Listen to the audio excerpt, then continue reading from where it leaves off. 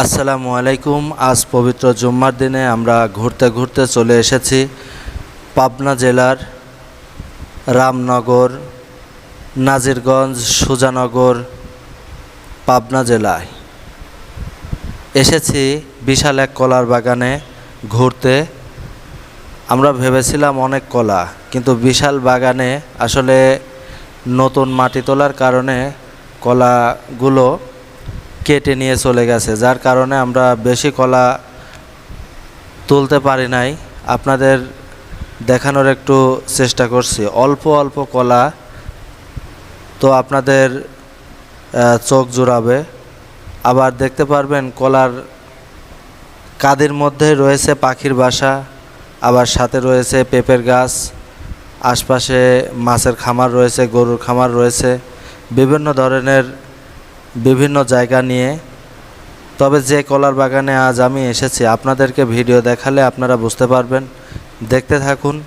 এই বাগানে এসে আমি আশ্চর্য হয়ে গেছি যে বাগান দিয়ে ঘুরতে ঘুরতে অনেক সময় লেগেছে। এত বড় বাগান, যে বাগানে আমরা ঘুরতে ঘুরতে অনেক সময় চলে গেছে। তো আপনারা ভিডিওর মধ্যে দেখুন কত সুন্দরভাবে কলাগুলো, আল্লাহ রাব্বুল আলামিনের সৃষ্টি কত সুন্দর, কিভাবে আল্লাহ রাব্বুল আলামিনের হুকুমে কলাগুলো এই গাছে ধরে আছে। কলা গাছে কত সুন্দর এই দৃশ্যমান। আলহামদুলিল্লাহ, মহান রাব্বুল আলামিনের শুকরিয়া আদায় করে শেষ করা যায় না।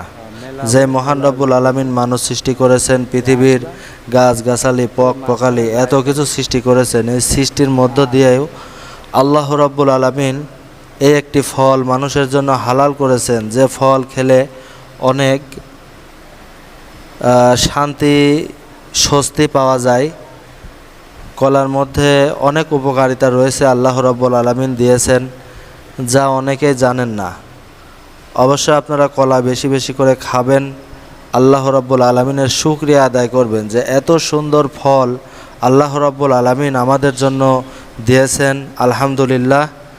তো সকলে ভালো থাকবেন, সুস্থ থাকবেন, এই কামনা নিয়েই ভিডিওটি এই ছোট্ট পরিসরে আপনাদেরকে দেখানোর চেষ্টা করছি। বেশি ভিডিও করতে পারি নাই। হামজা ফুডস গার্ডেন ইউটিউব চ্যানেলটি সাবস্ক্রাইব করবেন, লাইক কমেন্ট বেশি বেশি শেয়ার করবেন। সকলের সুস্থতা ও নেক দোয়া কামনা করে নিজের জন্য দোয়া চেয়ে ভিডিওটি আজকের মতো এ পর্যন্তই শেষ করছি। সকলে ভালো থাকবেন, সুস্থ থাকবেন। আসসালামু আলাইকুম ওয়া রাহমাতুল্লাহি ওয়া বারাকাতুহু।